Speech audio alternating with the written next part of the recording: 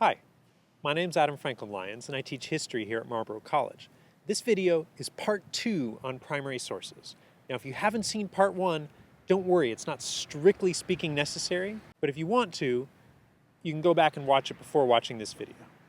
Now we're talking about primary sources in history, and historians use primary and secondary sources. Secondary sources are anything written by historians, books, articles, videos. Primary sources are witnesses of the past. Documents, recordings, videos, bones, trees, you name it. Anything from the time period that we can use to understand the past. Everything we know comes from primary sources. They're the basic building blocks of history. Now for the second video, we're going to look at a much smaller and more mundane source. It's a source a lot like many of the documents that I personally work with to write my own versions of history. It's a letter. It was written between two merchants in May of 1393 that details several aspects of their business, but it also mentions regional politics and aspects of their personal lives. The letter was sent to the powerful merchant named Francesco di Marco d'Attini in Prato. Now, here's Prato in Tuscany, and it was sent to him by his representatives in Genoa. Here's Genoa over here on the coast. Both of these were important trading cities in Italy during the 14th century. Here's an image of the first page. You can see nice scans of this entire letter, and actually thousands, tens of thousands of these letters at the d'Attini archive. There's a link below. Now I'm showing you this letter not because it's important in and of itself. There are literally tens of thousands like it. So as I talk about this letter for a couple of minutes, you'll see it raises as many questions as it answers. So we'll start with what we do know, and then we'll move on to the questions. In the letter, Andrea di Bonanno, the main representative who's writing it, communicates about multiple topics. Right in the first line, they state that the letter is a response to 3 letters that they received from d'Attini himself at the head office. So there's a lot of business to get done. And as I said, it illustrates that there are a lot of letters moving around. The letter highlights shipments of many different products. They mention lambskin, wool, cloth, woad, which is this plant. It's a common ingredient in ink. Actually makes kind of a brown ink. They even mention testing the woad to see if it will in fact make good ink. Now this tells us that the merchant businesses at least sometimes relied on a wide variety of goods for sale, but also that they worried about the quality of what they were selling. And in probably my favorite line of the letter, they just write, "You received the oranges. We are glad." So this illustrates a direct response to a previous letter to start with, but it sounds to me like the oranges are personal rather than for business. So their own private goods might travel along with larger shipments of products that they had for sale. If you want, you can see what this original line looks like. Here, I'm going to circle it for you in the letter. It's in Italian, but, pause the video, see if you can read it. It says, "Glaranci a vesti ci piace."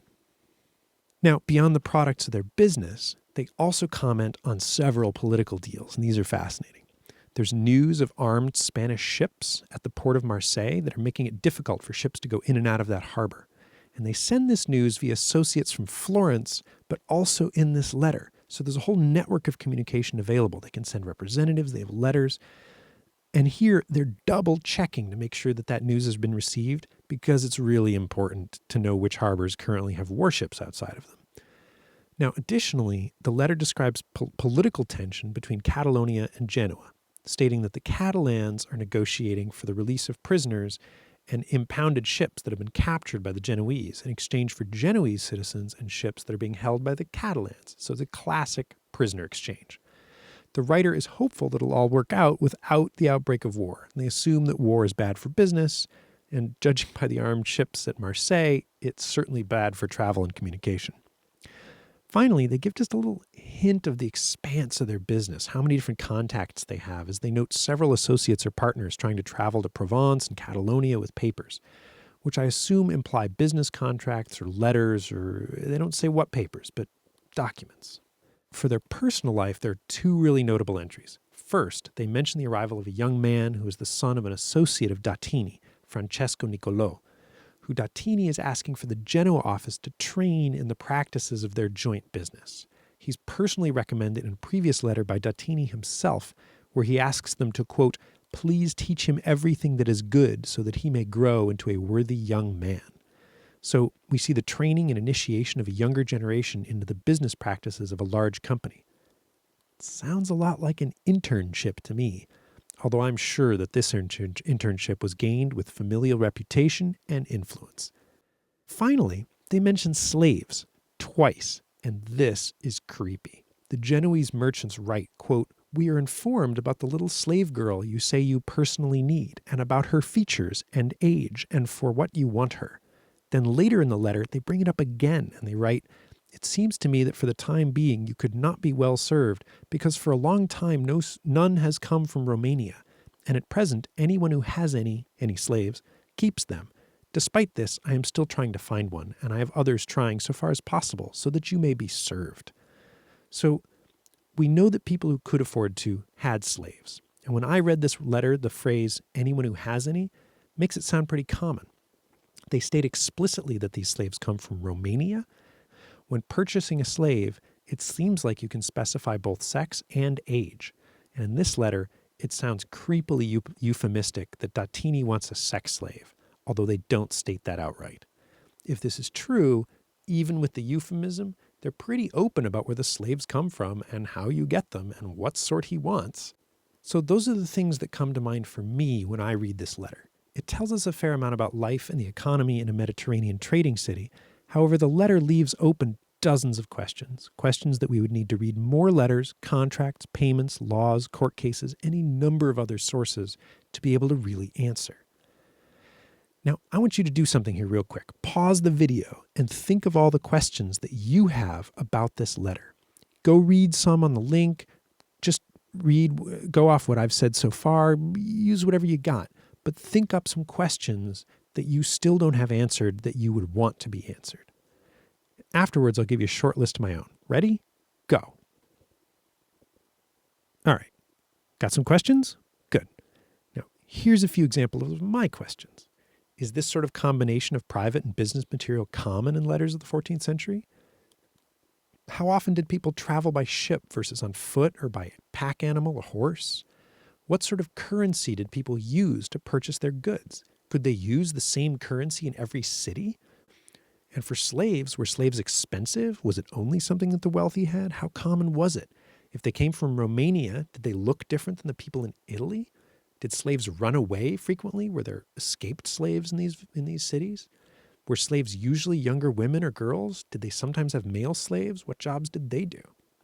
Anyway, those are just a few questions. The list goes on. And if I didn't ask your question, that doesn't make it a bad question. If you have a question that I didn't mention or that you'd like to be addressed or you want more information, leave it in the comments. I'll try to get back to you. You can also read about any of these questions in other secondary sources, books, articles, Wikipedia. And I'll be honest, I know the answers to some of these questions because I've read other stuff, but I don't know the answers to all of them. And you got to remember, everything written in any source you read comes back to documents like this letter. So reading dozens and hundreds of these letters looking for trends and types of goods or people's contacts, prices, familial connections, any other detail, that gives you a good idea of how historians often work. By aggregating together thousands of little sources, each individual piece, I think of it as like a little colored piece of glass in a mosaic. Think about the mosaic as a work of history, right? Alone, no one little piece of information, no one little tidbit of colored glass gives you the whole image. There isn't a letter that can just tell you what it's like to be a merchant in the 14th century. But when you put them all together, they can make a really impressive and detailed description. And this is how I go about writing history, by looking at lots and lots of these little details to decipher a broader pattern. So I've talked exclusively about medieval history, in part because I'm an expert in medieval history, but in part because the sources are just really cool. But remember, primary sources form the basis of any history. Broadsides from the French Revolution, pamphlets from the Reformation, all of those are what historians use to write anything about the past. We've produced huge amounts of written material for hundreds of years, all of which inform us about what happened in the past and often contribute to our contemporary culture. So next time you see a secondary source, you read a textbook, you read an article, you watch a video like this one, think about what the primary sources that historian might have used to learn those stories to be able to tell them to you. Think about the material that it's based on. So that's the end of our video on primary sources. Thank you for watching.